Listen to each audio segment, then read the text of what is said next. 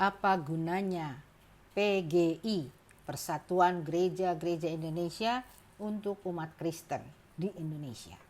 Sudah bukan rahasia kalau kinerja PGI dikritik keras oleh orang-orang Kristen yang pemberani di antara ribuan pendeta dan jemaat yang penakut atau yang cari aman saja. PGI dibentuk menjadi wadah jemaat, wadah gereja, dan wadah persekutuan gereja-gereja yang mestinya berdiri paling depan dalam membela kepentingan gereja dan umat Kristen. Namun info yang kita terima, oknum-oknum PGI malah tebar pesona ke lembaga-lembaga pemerintah. Sementara gereja tetap dipersekusi, tetap ditutup, dan PGI tidak mengurus dengan maksimal. Catat berapa banyak umat Kristen dan gereja tetap tidak bisa beribadah di gerejanya. Kita ingat peristiwa penutupan gereja Pantai Kosta di Tulang Bawang tepat pada ibadah Natal tahun lalu. Jelas-jelas kejadian itu menunjukkan negara tidak hadir. Makanya kita bingung, kenapa pada awal Januari Ketua PGI Jason menyatakan dalam audiensi kepada Menteri Agama bahwa kejadian itu menunjukkan peran pemerintah. Saya kutip langsung dari jakselnews.pikiranrakyat.com. Jason menyatakan, kami, maksudnya PGI, berterima kasih sekali.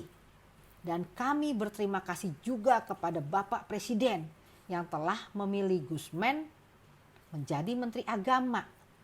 Hah? Apa oknum-oknum PGI itu sudah buta dan tuli?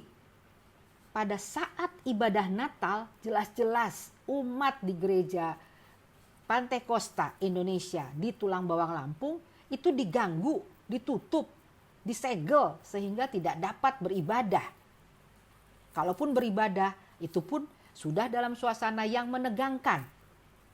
Bukti nyata bahwa negara tidak hadir di sana. Makanya mengapa PGI malah berterima kasih ke oknum-oknum pemerintah yang jelas-jelas tidak hadir dan tidak melindungi rakyat.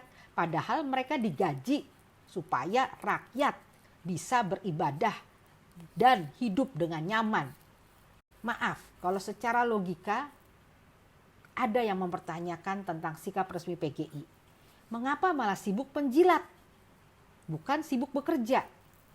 Apa karena berpuluh-puluh tahun PGI yang ujung-ujungnya diterima oleh oknum-oknum kekenyangan disuapi duit APBN sehingga tidak berani mengkritik pemerintah dan negara? Dalam konteks yang lebih serius, keberadaan rumah ibadah di Indonesia Raya ini, mana prestasi PGI? Sudah berapa ratus gereja ditutup dengan berbagai alasan. Masa sih PGI yang kabarnya sekarang diurus oleh para pengacara hebat berKTP Kristen tidak bisa melakukan take action, membuat judicial review ke Mahkamah Konstitusi tentang surat keputusan bersama 2 atau 3 menteri yang terus terang mempersulit umat Kristen membuat atau menjalankan ibadahnya. Kelakuan pengurus PGI ini juga sempat dikritik oleh Vice President Kongres Advokat Indonesia, Henry Indraguna. PGI melalui Gomar Gultom malah membela 75 pegawai KPK.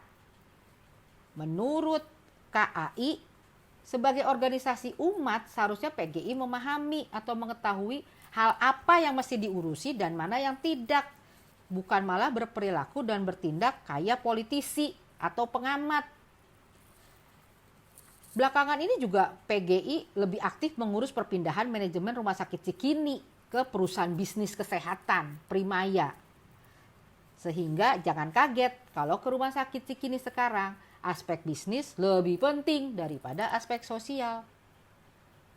Nah, pada kali ini kami ingin menekankan kepada PGI. Sebagai lembaga umat Kristen, Anda harusnya berpijak pada firman Tuhan. Oknum-oknum PGI semuanya harus hidup sederhana dan jujur. tidak menjilat ke pejabat, tetapi kejam dan masa bodoh terhadap umat dan jemaat Kristiani yang dipersekusi. PGI harus menjadi Petrus, Paulus, bahkan Stefanus yang punya nyali melayani Kristus di Indonesia.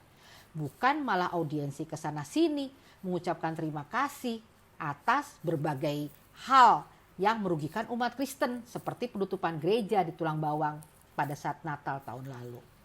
Satu lagi yang bikin kita bertanya-tanya, di mana peran PGI?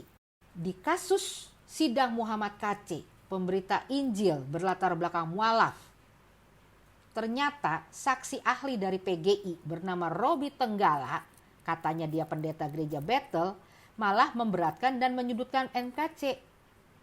Si Robi ini menyatakan MKC ini bersalah karena menyampaikan salam nama Tuhan Yesus Kristus atau dalam bahasa Arab Isa Al-Masih. Memangnya si Robi ini mengerti bahasa Arab? Kok berani-beraninya dia mempersekusi MKC? Itu baru satu hal kecil. Ada lagi hal-hal yang lain yang saya rasa di setiap gereja ada catatan tentang betapa kinerja PGI perlu dipertanyakan. Gusti ora sare, janganlah menjual Yesus seperti Yudas Iskariot ke pemerintah Roma. Semoga Tuhan Yesus segera membongkar semua oknum PGI yang cuma mikirin kepentingan pribadi demi 30 keping uang perak.